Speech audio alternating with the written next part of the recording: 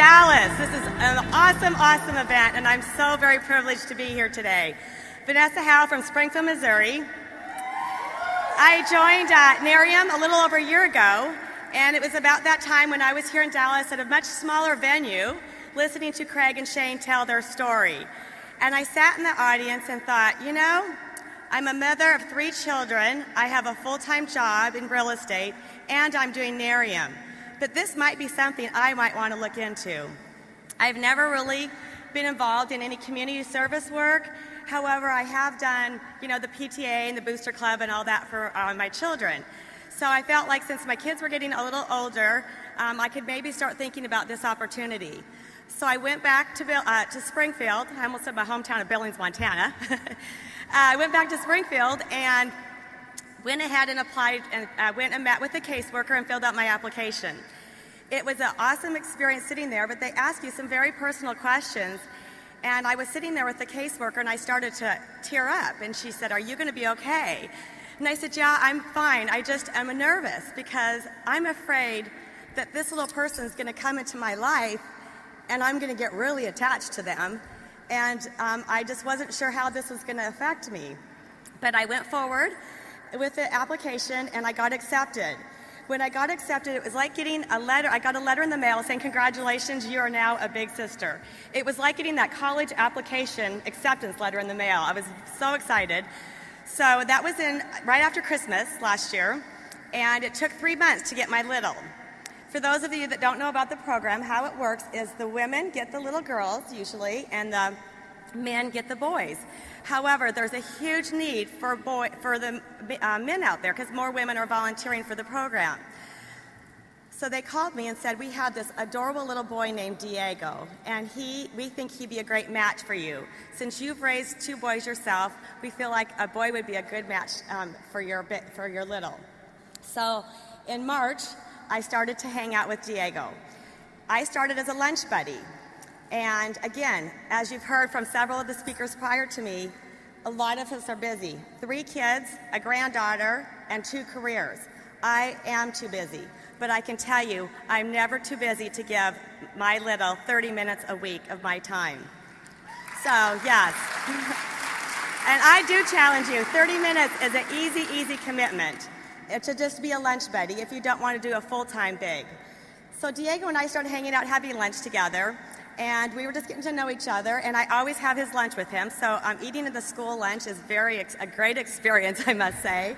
We need to change that program next. And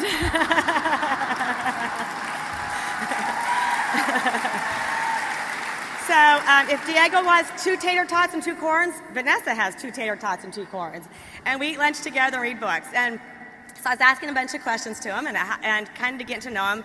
He had just turned 6, so I said to him, "So what'd you get for your birthday, Diego?" And he's like, "I got a bat. Baseball is his very favorite sport." So I said, "Isn't that awesome? You got to play baseball with your brothers and your sister in the backyard?" And he said, "Nope, we didn't get to play baseball." And I said, "Well, why not?" He said, "Because I didn't have a ball." And I thought to myself, how does somebody get a bat and not get the ball?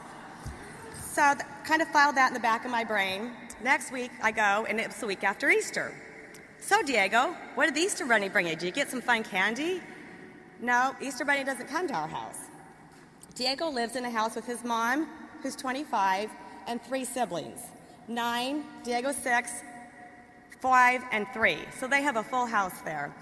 And a little while later, a couple weeks, lost a tooth. I said, "So what'd you get from the tooth fairy?" Tooth fairy doesn't come to our house. Very quickly, I started to realize I needed to tone back my questions and let Diego tell me more and me not ask. And I realized that I was brought into his life for a purpose. So it was getting toward the end of school, and Diego, at that point, we were going to kind of maybe take the summer off, and he said, "Now, Vanessa, what are we going to do this summer? I love to go swimming." And I hadn't really thought about really stepping to that next level of really being a full-time big. But his sister's in the program, so he knows about the program. And at that point, I couldn't say no.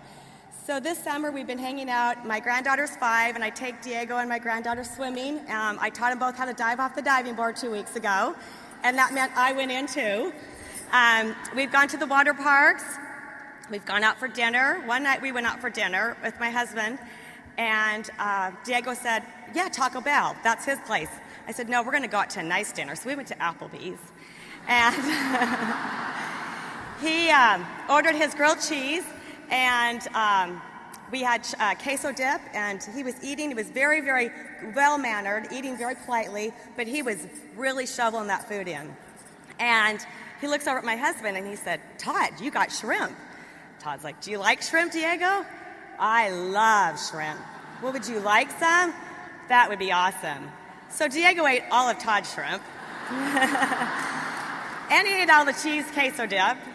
And he ate all his grilled cheese and french fries. About that time, I told him, Diego, you've got this huge Cookie Monster dessert I ordered for you.